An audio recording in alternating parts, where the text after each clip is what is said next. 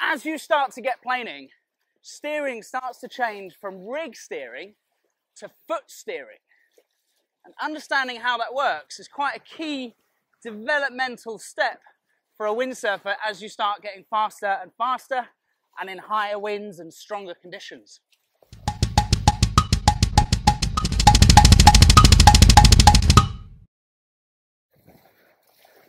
To recap, good rig steering as you're learning your windsurf is not just forwards and backwards along a line of the board.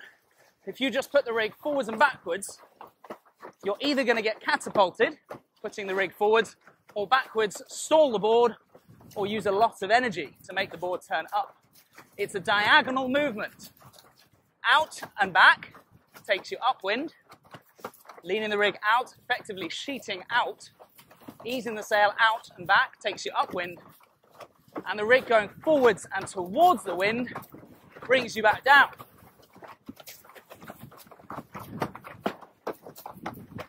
As I start to speed up now, leaning that rig out and back, yes, it makes a bit of difference. Leaning the rig forwards and across, oh yeah, that steers me a bit. But the big bit making the difference is what I do with my heels or toes and which foot I'm using, front foot or back foot. For example, just there I hit a low, so I was pressing through my toes of my front foot to gently bear me away.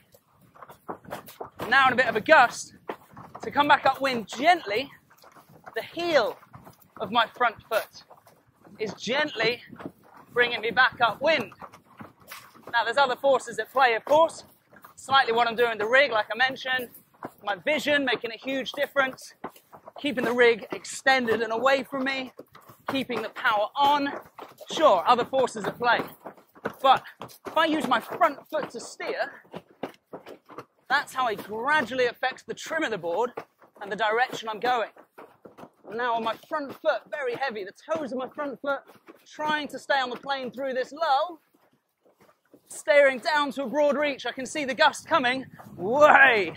As that gust hit, a drastic change of direction came from my back foot heel. Woo! There was a gap in the wind. My back foot heel makes big changes of direction very quickly.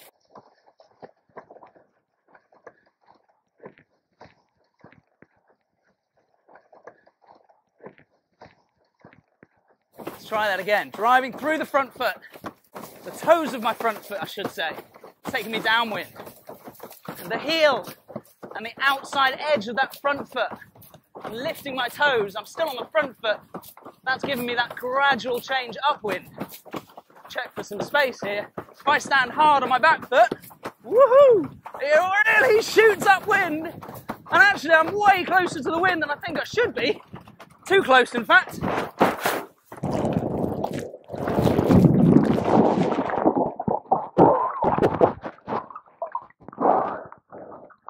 That's what I wanted to say. Hope you can hear me. Too close to the wind, as I called it. Backwinded and straight into the water. Let's have a proper try.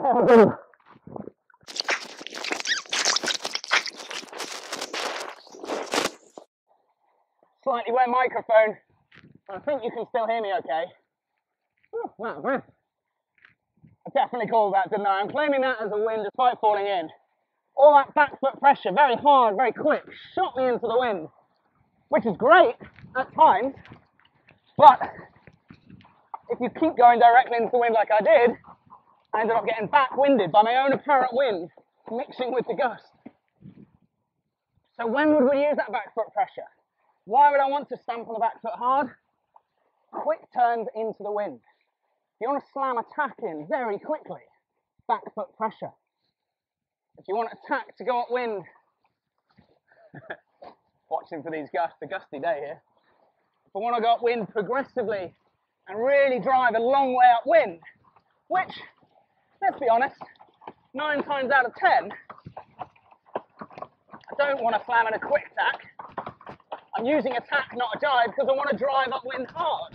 I want to get upwind as far as I can, not just slam it round a tack. So if this was me thinking about the tack now, I'm already slightly upwind, checking for space. I've got space, I've put just about a bit of wind. front hand to the mast, unhook, and my weight is on the front foot, driving me upwind steadily and long way upwind, and then around the tack quite late.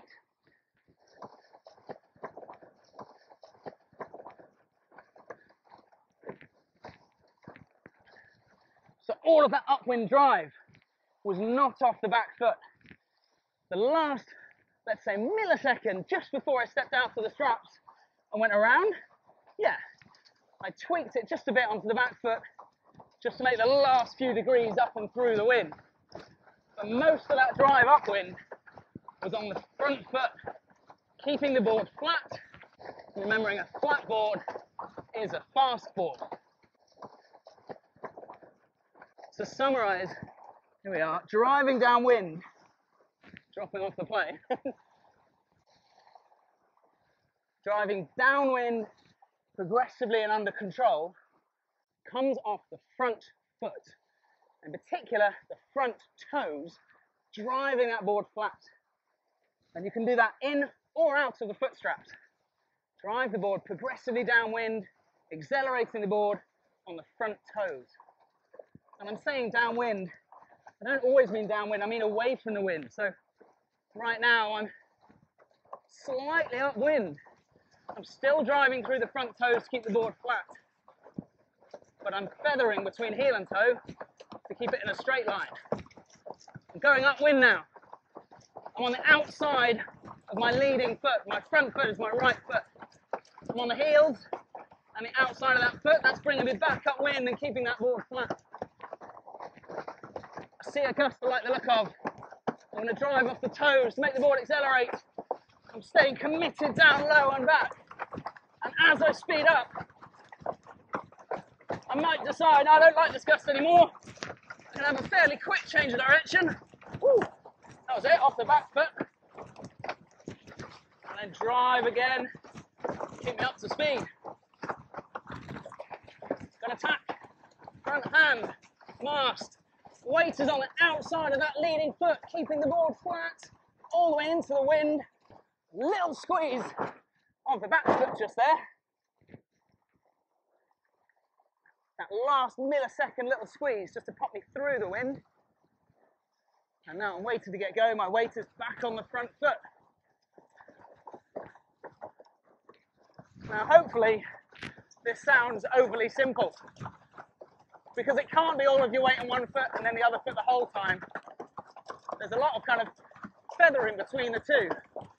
And I don't want to say 80-20 or 60-10 or anything, but just then, for that moment, that was all on my front foot, back foot, all my weight, and now I'm a little bit more balanced as I try and keep the board going in a straight line, which is the subtlety that will come, I think. So understanding that back foot will shoot me upwind, and then I can choose between heel and toe on my front foot. I think that's quite a key thing to have the little eureka light bulb moment with your windsurfing. I'm trying to go upwind gently now. My weight is on my front foot, on the outside of my front foot, the heel of my front foot. Try and get the board slowly upwind. If it won't turn, all my weight's back. There's a quicker turn, yes.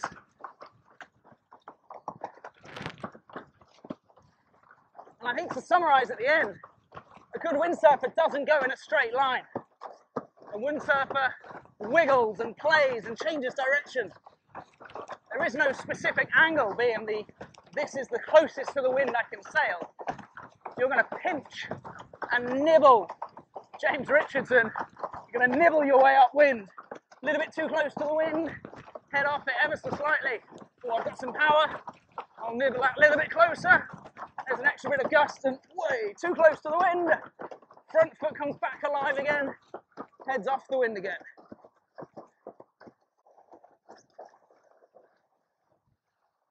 It's an ever-changing front foot, back foot pressure to try and get up closer to the wind or to tease the board away from the wind and speed up.